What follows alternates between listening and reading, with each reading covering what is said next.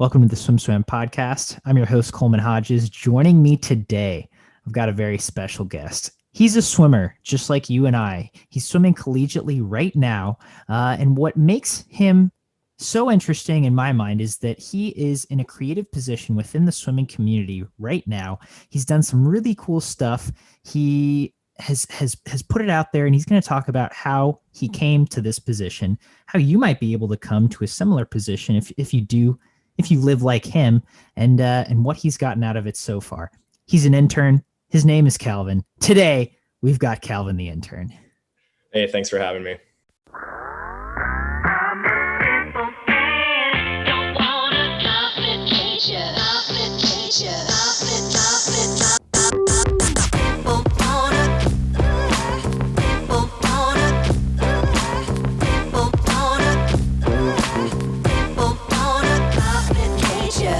Your name is Calvin Werts, but you're known at the CG Sports Company as Calvin the intern, which it's a great title. I love it.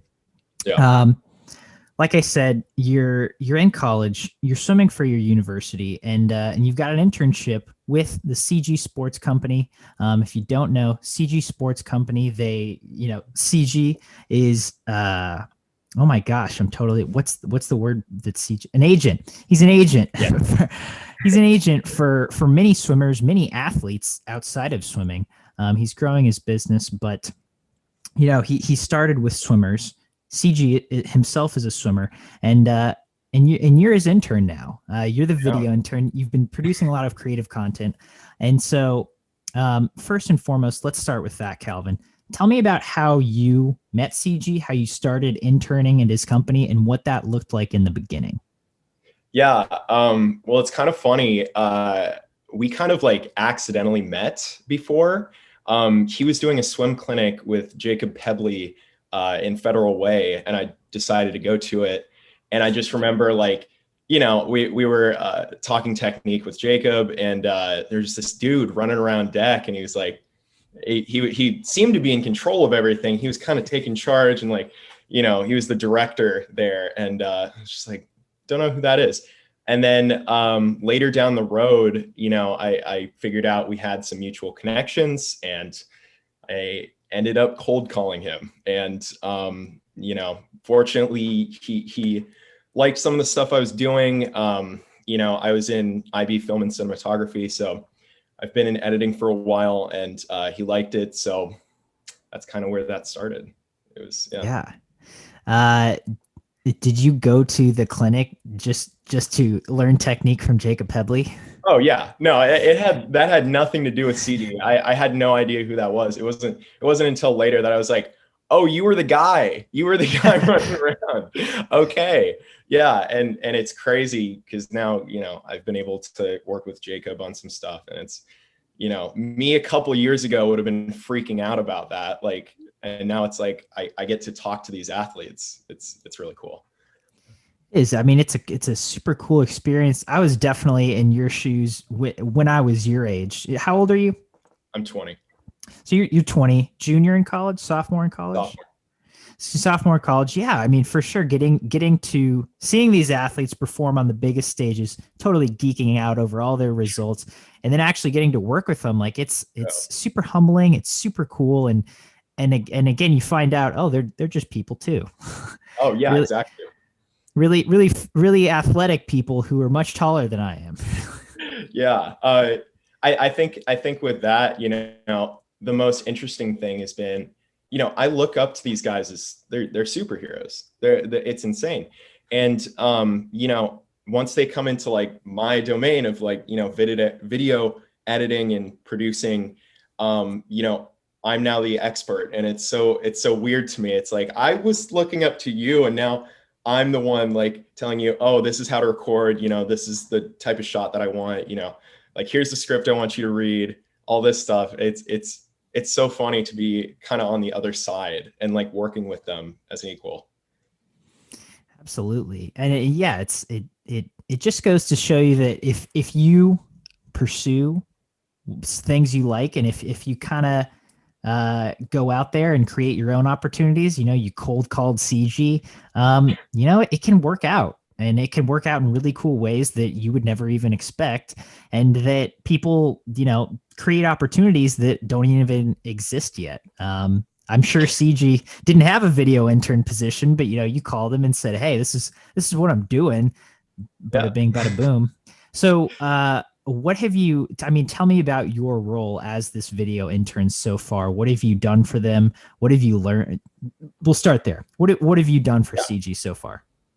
Well, so when it started, he had me essentially editing for the podcast they had, which is we have. It's Career Competitor with Steve Meller, coach at LSU. So he had me editing promotional material for that, and then from there it took on just some more like odd jobs where we did this like live stream kind of video with Jacob and Michael Chadwick, and it was like for Squatty Potty, where it was a squat challenge. So like I edited this thing for that, and that was super fun. But now it's I've taken on I'm on the marketing team. So essentially, what that looks like is I'm doing the podcasts, I'm doing odd jobs, but I'm working in Brand Camp, which is a service that we have. And essentially, I'm editing videos of the athletes that we could send to sponsors.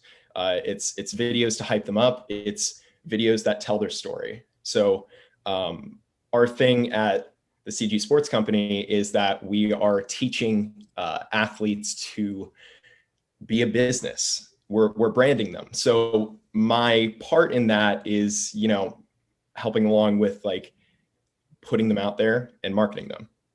That's essentially what I do. I don't know if you've seen some of those videos. I've done one for Jordan Wilimovsky and Colin Young, and we just signed Maddie Bannock and Erica Brown. So I'm going to be making videos for them as well. Yeah, that's currently what I do. I definitely saw the one for Jordan. I saw the one that just came out, the compilation video. Oh yeah. That I want to talk to you a little bit later about just your process through that, because that was sick. We're gonna link that video in the description of this podcast. It's a really cool video. If you'll watch it, it's about 2 minutes, and you'll be ready to go best times in practice, no doubt. I hope so. That was the goal. Yeah. So, is this your first position, job, internship that you've had in college, in life?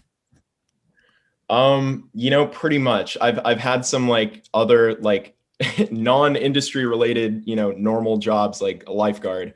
Right. But this is the first actual step in like my career path that I want to go down. And it's kind of funny. I came into college, like I wanted to work in sports exercise science, kinesiology, stuff like that, because I wanted to work with the top tier athletes. And, I was doing this creative stuff in the background because I love to do it. And then this kind of presented itself to me, and I was like, oh my God, I could actually make this into a profession. So it's kind of crazy that I've gotten this so early in life. I feel like this is an opportunity most in my shoes don't get. So yeah, this really is kind of the first job for me, honestly. Yeah. And let's back it up a little bit. Tell me about the call to CG. When you cold called him, how did you sell it? What did you say to him to say, hey, I need to be on your radar? Well, I think mostly what I was using is, back to we had a mutual connection, and we grew up in the same area. It was a teacher that we both had, and my teacher was able to talk me up a little bit. I'm not sure what he said, but like either way, it was more just the fact that I had this experience. I had somewhat of a portfolio. With some of the work that I'd done in class. And, when it came to what he wanted from me, I was already steps ahead thinking of more ideas, thinking of how to, you know, progress whatever he, you know, put on the table for me. And, you know, it's gotten to the point where, you know, now I can bring up projects as opposed to him just giving me stuff. So I think selling it was more of presenting the fact that like, I want to work with you, you know, this is a collaborative effort, and then I can take the lead as well. You know, I think it's just showing that I do have expertise in my field.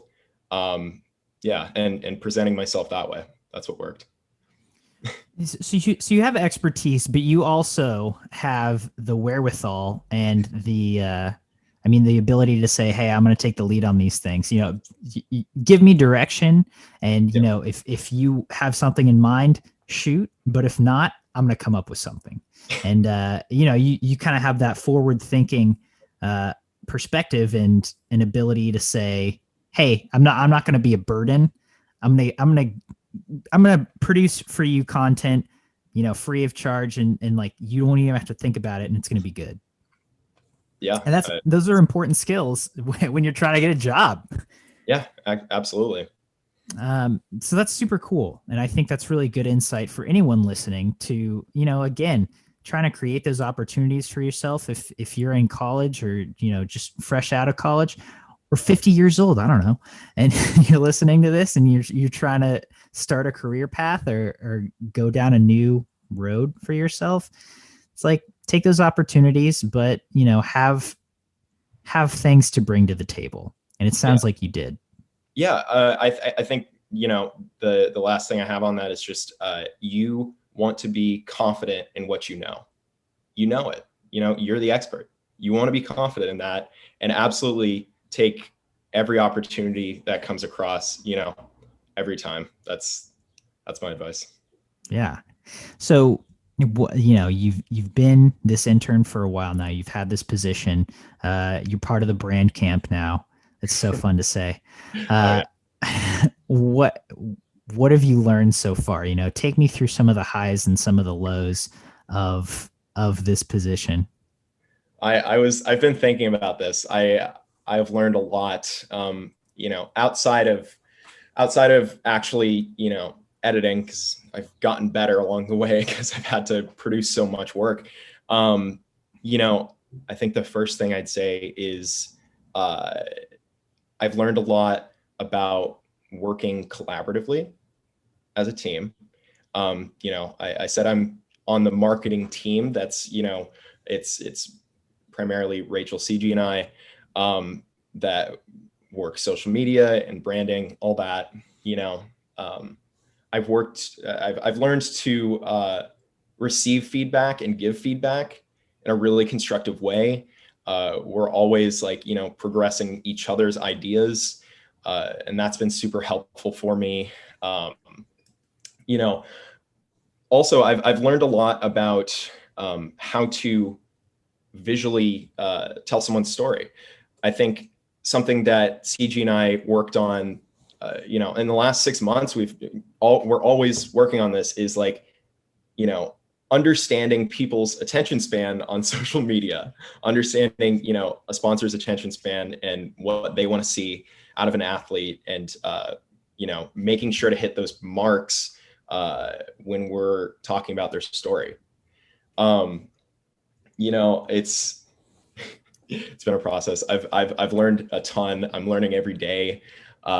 You know, I think the coolest thing is learning from the, you know, insider perspective of the industry. Uh, you know, there's it's learning a lot about the athletes and, you know, what goes into you know, sponsorships. And you know, I think one of the cooler things is that we're so like interlinked in the company that, you know, I'm in the meetings for the sales team, so like I get to see what goes into a sale when it comes to you know, getting an athlete a sponsorship deal, and what the athletes, you know, are required to do, what they get in return, you know, how this whole process works. That's kind of been the coolest thing for me, because you know, I understand the editing part, the marketing. That's the type of stuff I want to go into and continue with throughout life. So fortunately, I get like a super hands-on experience with that, which has been amazing. But also, I get the other side of it, the sales team. So yeah, those are some things I've learned. And I mean, that is super interesting because you kind of, we talk about pro athletes so much now, and you kind of wonder what goes into making a living for that athlete. Yeah. And how are they, procuring income, and what are they doing? Because unless you're Cody Miller, your life's not really on display. he, Yeah. he's he's pretty much the only one that does that, and he's amazing at it. But Oh, everyone else is a little more low key yeah. about sharing the inside of what they're actually doing, how they're making money. And so you kind of always wonder what does it look like behind the scenes, and to get that insight, not only from a sports perspective, but specifically from that swimming perspective, how you guys are making swimmers money. It's cool. Right. Yeah, no, that's been the coolest thing for me, to see like how that I've been asking those questions forever as well, because I had no idea how that even works. But yeah, one thing CG brought up to me is that 90 something percent of athletes, specifically like swimmers, they don't have a website attached to them. They don't have a logo. They don't have merch. They don't have all these aspects of branding. They don't have their story out there. And believe it or not, most of the sponsorship deals and this money flow, it goes into the athletes who do have that. So our job, we want to create that brand for the athletes. We want them to brand their story, so then they can make money. That's what we're trying to do. Brand their story. What Yes. a great catchphrase. We are in the storytelling business. And I love that takes form in so many different ways. Yeah. Whether it be video or merch or brand, it's like there's so many different ways to tell that story, which is really makes it really fun and really creative. Yeah. So you're, as I mentioned earlier, you're in college, you're a swimmer. How are Yeah. you balancing school, swim, job, life?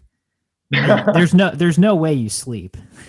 Oh no, absolutely not. I think there was like a get to know me thing that went out in our newsletter, and I said something about like the question was like, are you a night person or morning person? I think I'm such a night person that I've become a morning person. Like it just overlap, yeah. But as far as balancing goes, it's last semester, fortunately, it was it was easier for me to kind of like get the flow of things. I went down in classes, so I was able to focus on this internship, get a schedule down, understand what was required of me. And this semester we've started ramping up our swim schedule as COVID allows.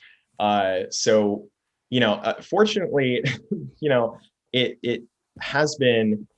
I've been able to kind of like ease into it and add more on my plate as I go.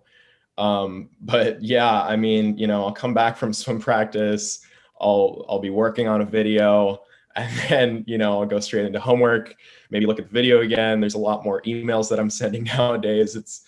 It's wild. It's yeah. So what I'm hearing is there's no balance. There's no balance. Yeah, that was a long way of saying there's no balance. Absolutely.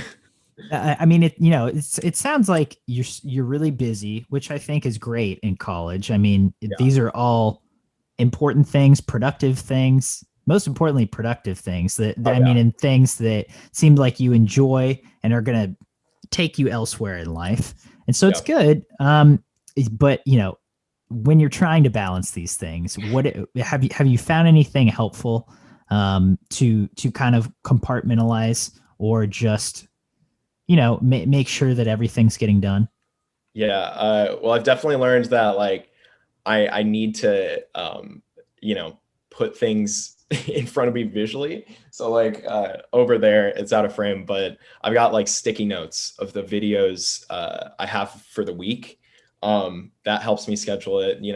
Everything's online with school, so that kind of has a built-in organizational system.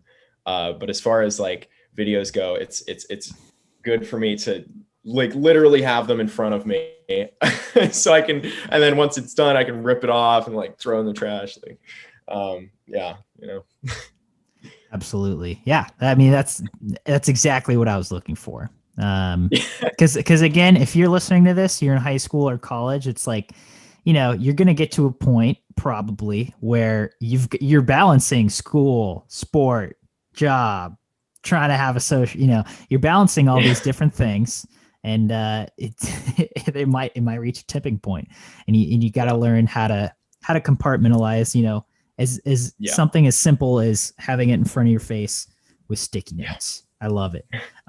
Calvin, what do you swim? What are your events? Mainly 100, 200 back, 100 fly. Those are what I swam at conference, but pretty much 200 and under for free back and fly. Everything except for IM and distance free and breaststroke. Anything with breaststroke, no, can't do it. Just terrible. And you work for CG. I'm shocked. I know. He's breaststroker to the core, but can't do it. I'm just balancing out the company. That's what it is. That's what it is. That's what it must be. We'd have a great IM. We'd have a great like the medley relay. Exactly. Yeah. Tell me a little bit about your swim background. How'd you get into swimming? And especially growing up, who were you looking up to in the sport? Yeah, well, I've been swimming since I think like age 11, 10. I think I've almost been doing this for a decade, which is kind of crazy. I joined just because, my friend was doing it, and my parents were like, dude, you got to do a sport. You got to get out there and do something. I'm totally in that boat. Yeah. Yeah, exactly. And, so I did it for the social aspect for, until like age 14, 15, where, I was just floating around. And then at that point, I started like, I think I had some race where I made our like summer championship meet, and I was like, whoa, hold on. I can actually do this. Like summer championships. Yeah, exactly. It was like, whoa, hold on. Like now I can improve here. And from there, it just, I was able to get faster and faster. I was able to make Speedo sectionals. That was fun. And fortunately, I was able to swim in college, which is something I never thought would happen. And I'm so glad that I can, because, I love the sport. And as far as like my idols go, it's always been, Phelps, Dressel, the big boys. But I've got a picture with Dressel. We we were at the Mel Zajac International. I saw him at a Subway and was like, oh my God, no way. This is insane. So it's like that's the kind of swimmer I was. I saw these guys are superheroes to me, and now I get to work with them. It's insane.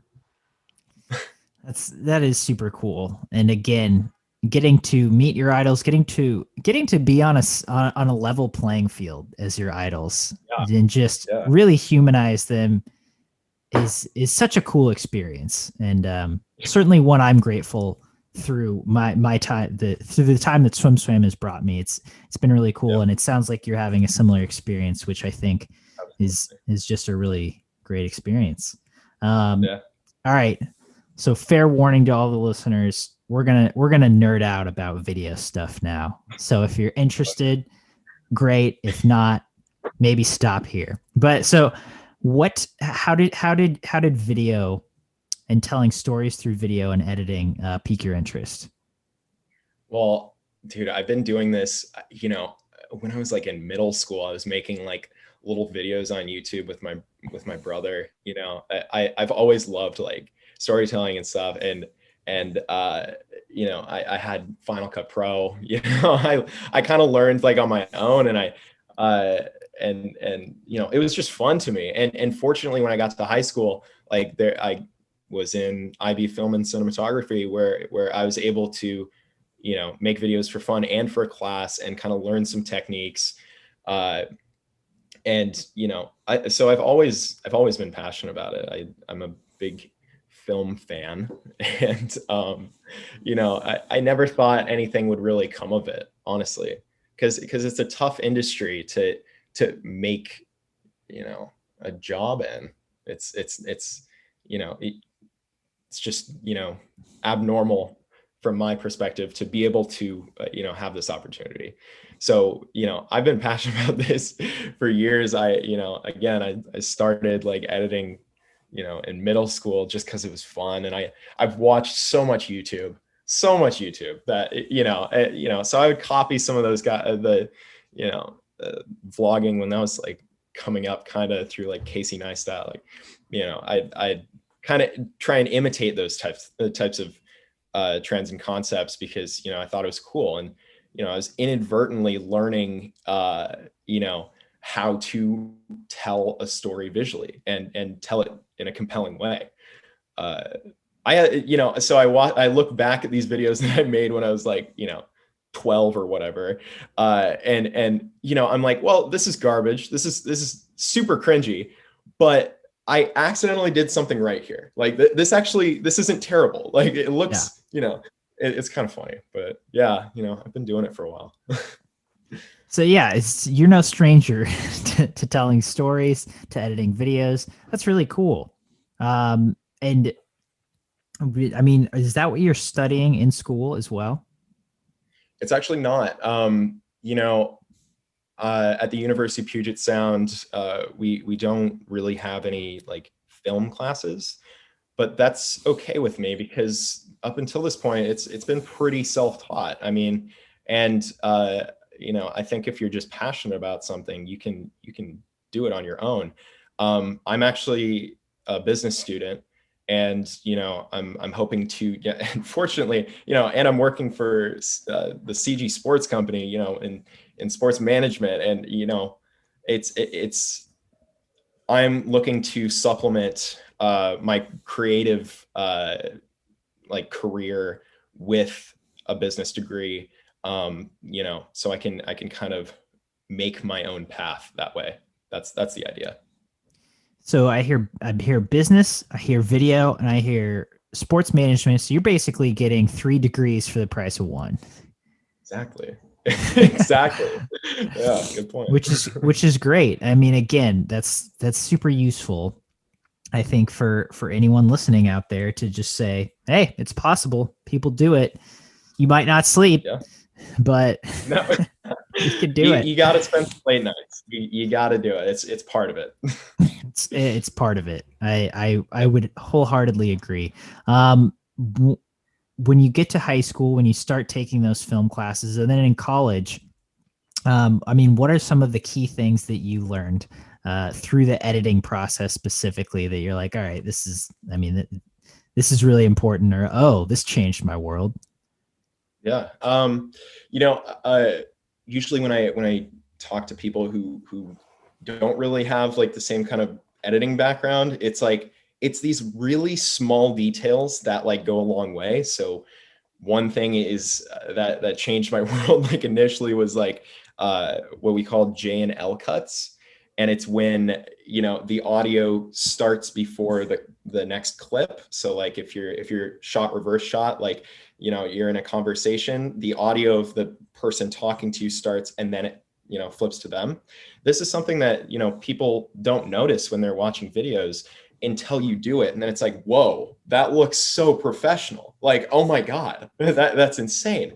But it's just these really small, like storytelling techniques that I've learned in that class, kind of like that, where, it's, yeah. And another one has just been, to cut down as much as possible, and how to cut out blank space, and, how to continue the flow of some video. It's just little things. Yeah. Yeah, I think like you watch a movie and there's these dramatic pauses, and you're like, I can do that in my video. And then you try to do that in your video, and you're like, oh no. Yeah, That it's all doesn't about that it's doesn't work. yeah, it's like all about feel and yeah, everyone watches movies, and they're like, "Oh, that looks cool." Like, you don't know why it works, you just know that it works. And then if you try to do it on your own, you're like, "Why is this not working? Why why does it look like that? It doesn't feel right." So, a lot of my editing style is kind of in like pace and like tempo. So like a lot of the stuff I do, if you go on the CG Sports Co Instagram, um, and look at the athlete videos, it's all about like rhythm and like feel. So like when you're watching it, it's like, okay, it feels like it should have cut there. That's perfect. Like it's satisfying almost. So like that's one of my favorite things. That's why I love this so much. Is like, I'm editing for a project and some things just kind of line up. It's beautiful. It just like it happens. It's so satisfying to like, oh my God, the beat here, and yeah. I don't even know how to explain it. It just works sometimes. Yeah, no, I think if you've ever edited, I think you know that feeling. Certainly, editing to music and having that flow, like you said. I'll if I'm filming a practice in pancakes, I'll dump a bunch of clips on top of the music and then like go Yeah. through and clip them and then put them in an order. But there are some times when I'm just like playing it through before I've sorted them and all, and I'm like, oh, that's actually really good. Like the music cuts perfectly. I don't even need to change anything. Sweet. Yeah. Yeah. And I think the other big thing is movement, motion. So like, for the CG Sports, like the 2-minute video I made, a lot of that was there's a athlete going this way, and then it cuts to another athlete going this way, and then they might turn around and then it's going right to left this time. Like, it's you want to continue the motion of the past clip, and it's something that you don't notice until someone tells you, and you're like, whoa, that looks really right. Like, that's cool. So there's some clips in there that just kind of work. And then another thing, I got to say this, another thing that I learned in film and cinematography was you want to give your audience 2 + 2. You don't want to give them 4. You want them to connect the pieces on their own. So an example of this in the video was the audio says like, you need to take a pass. And then we've got Sierra, one of our athletes, passing a basketball, something like that. Or like flip the script. We've got Natalie Hines flip turning, something like that. It's all about motion, giving the giving the audience 2 + 2 instead of 4. I love that. I've never heard that, but I love it. That's so Yeah. great. Yeah. um, dude, I remember this. I guess this might be a similar concept, but I was in college. It was my senior year of college, and like I took video classes in college, and like I had a video position where I was making news for the for residential life, and at Yeah. my university, and my coworker, her and I were editing this video, and she was like, "Say dog, see dog," over this one thing, and I was like, "What?" And she was like, "Say dog, see dog." Like that's what needs to happen right here. And I was like, why are you talking about dogs? It's us on camera. Like, she's like, are you serious? Like, you've been studying video for the last 6 years. You know what I'm talking about? And it's such a simple concept. Like, Yeah. if you're talking about a dog on camera, then there should be a dog on the screen.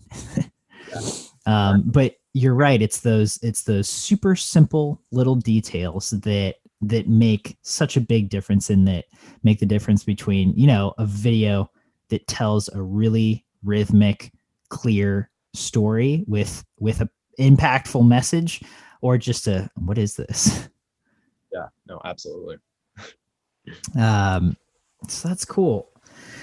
All right. Calvin, it's been such a pleasure getting to know you, talking to you for a little bit, hearing about your experiences in swimming, in video editing, in the swim industry. Moving forward in these next couple months, I mean, break it down for me. What's your life going to look like? Um, a lot more athlete videos, and that extends to more than just swimming. We've got like Mick Deerdorf, our USA men's snowboarder. And also, my job is kind of dynamic, so I'm not sure if there's going to be something big on my plate next week. We'll see. There's only a few promises. I'm not sure, but we're heading into the Olympic year. We've got a lot of horses in the race for trials. So I expect some more exciting things. The fact that we're going into that 2021 now Olympic cycle. Well, Calvin, again, I appreciate you taking the time to sit down and talk with me for a little bit. Any parting thoughts before we sign off today? Take the internship. Take the opportunity. It will be worth it. You will learn a lot.